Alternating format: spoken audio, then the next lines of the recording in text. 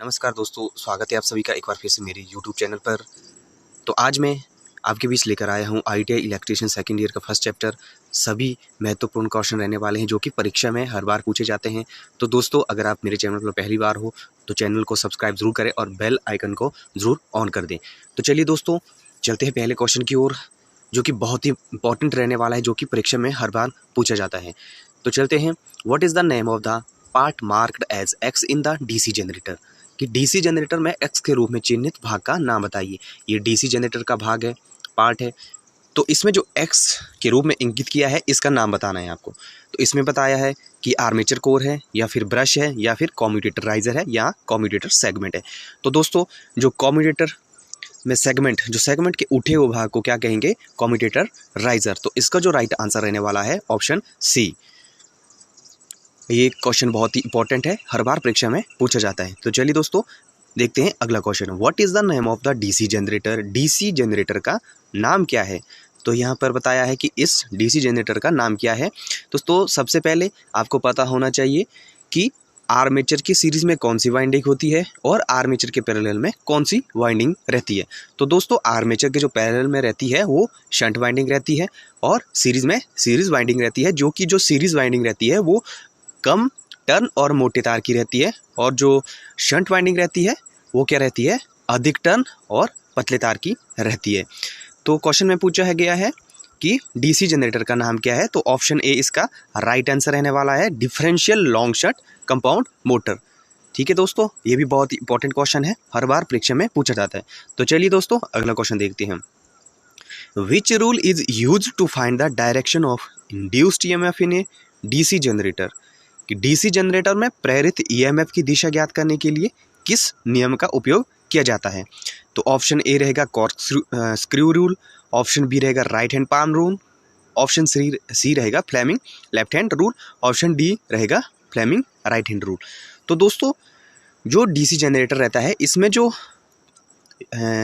Rule use किया जाता है वो फ्लेमिंग राइट हैंड का किया जाता है, और जो मोटर में रहता है वो फ्लेमिंग का लेफ्ट हैंड रूल यूज़ किया जाता है। तो दोस्तों, ये भी बहुत इंपॉर्टेंट क्वेश्चन रहने वाला है। तो ऑप्शन डी इसका राइट आंसर रहने वाला है।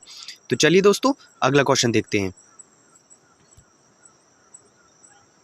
तो अगला जो क्वेश्चन रहने वाला है, वेरी वेरी इंपॉर्टेंट क्वेश्चन, बहुत बार परीक्षा में पूछा गया है। DC जनरेटर में उत्पन्न EMF की गणना करने के लिए सूत्र का उपयोग किया जाता है। तो यहाँ पर बताया है कि जनरेटेड EMF उत्पन्न के लिए ये सूत्र है, या फिर ये है, या फिर ये है, 5Z/60 मल्टीपल P/A वोल्ट। तो दोस्तों, इसमें मैं बता दूं, नेमी पर इसका ऑप्शन डी सही आंसर है, और बुक में भी आपके पास यही आंसर दिखाया है, और इसमें जो दिया गया है जनरेटेड EMF का ऑप्शन सी। तो दोस्तों, ये गलत रहेगा। जो इसमें ऑप्शन डी है, ये इसका राइट आंसर रहेगा, 5Z/60 मल्टीपल P/A वोल्ट। तो दोस्तों, ऑप्शन जो डी रहेगा इसका राइट आंसर रहेगा। तो चलिए दोस्तों, देखते हैं अगला क्वेश्चन मोटर के लिए। तो देखिए दोस्तों, पहले हमने जनरेटर का उत्पन्न EMF गणना करने का सूत्र पढ़ा, उसके बाद अब जो है DC मोटर का। तो इसका जो राइट आंसर रहेगा ऑप्शन सी। जो ऑप्शन सी रहेगा, back EMF equal to voltage minus armature current multiple armature resistance volts. तो ऑप्शन सी जो इसका राइट आंसर रहेगा। बहुत इंपॉर्टेंट क्वेश्चन ये भी। तो देखते हैं अगला क्वेश्चन। तो अगला क्वेश्चन में पूछा गया है, what is the name of the part marked x in the DC generator? DC generator में एक्स के रूप में चिन्हित भाग का नाम क्या है?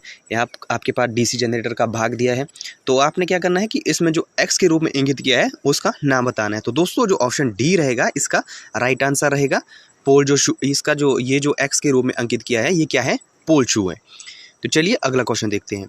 What is the name of the DC generator? DC generator का नाम क्या है? आपके पास दिया है, तो आपको इस DC जनरेटर का नाम बताना है कि शंट जनरेटर है, या फिर सीरीज जनरेटर है, या फिर कंपाउंड जनरेटर है, या फिर सेपरेटली एक्साइटेड जनरेटर है।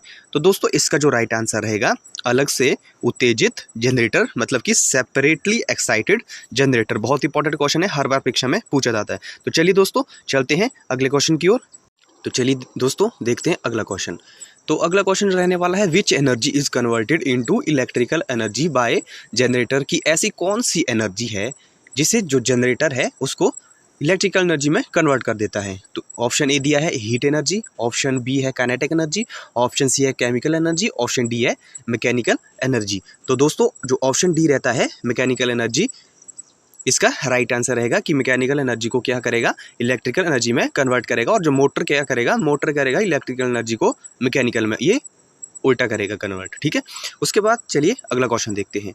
What is the name of the DC generator field. तो डीसी जनरेटर फील्ड का नाम क्या है, शॉर्ट शंट कंपाउंड जनरेटर या फिर लॉन्ग शंट कंपाउंड जनरेटर या डिफरेंशियल कंपाउंड या फिर कॉम्युलेटिव कंपाउंड।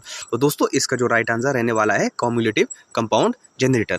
तो चलिए दोस्तों अगला क्वेश्चन देखते हैं। What is the principle of DC generator. DC generator का सिद्धांत क्या है, प्रिंसिपल बताना है आपको कि corkscrew rule, Fleming left hand rule या फिर फ्लेमिंग राइट हैंड रूल या फिर Faraday's law of electromagnetic induction, Faraday का विद्युत चुंबकीय प्रेरण का नियम। तो डीसी जनरेटर, तो अगला जो क्वेश्चन रहने वाला है वेरी इंपॉर्टेंट, हर बार परीक्षा में ये क्वेश्चन पूछा जाता है। What is the name of the part of the DC generator.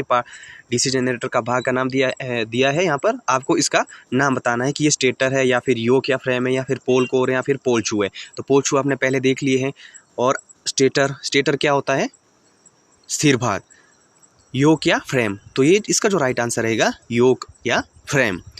तो चलिए अगला क्वेश्चन देखते हैं। How many parallel paths in duplex lap winding of a 4 pole DC generator. 4 pole DC generator के ड्यूप्लेक्स लैप वाइंडिंग में कितने समांतर रास्ते हैं, मतलब कि 4 × 2, P = 2, P = 2। तो इसका क्या राइट आंसर रहेगा, ऑप्शन सी। तो चलिए अगला क्वेश्चन देखते हैं। Name the part of the DC generator. DC generator के भाग का नाम बताइए।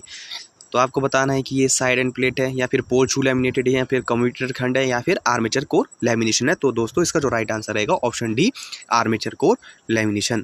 तो चलिए दोस्तों अगला क्वेश्चन देखते हैं। How are interpoles connected in DC generator. DC generator में इंटरपोल कैसे जुड़े होते हैं, इन सीरीज विद आर्मेचर या फिर इन पैरेलल विद आर्मेचर या फिर in series with shunt field या फिर in parallel with shunt field. तो दोस्तों इसका जो राइट आंसर रहेगा, जो इंटरपोल जुड़े रहते हैं वो सीरीज विद आर्मेचर जुड़े रहते हैं। तो चलिए दोस्तों आज के लिए इतना ही, मिलेंगे नेक्स्ट वीडियो में।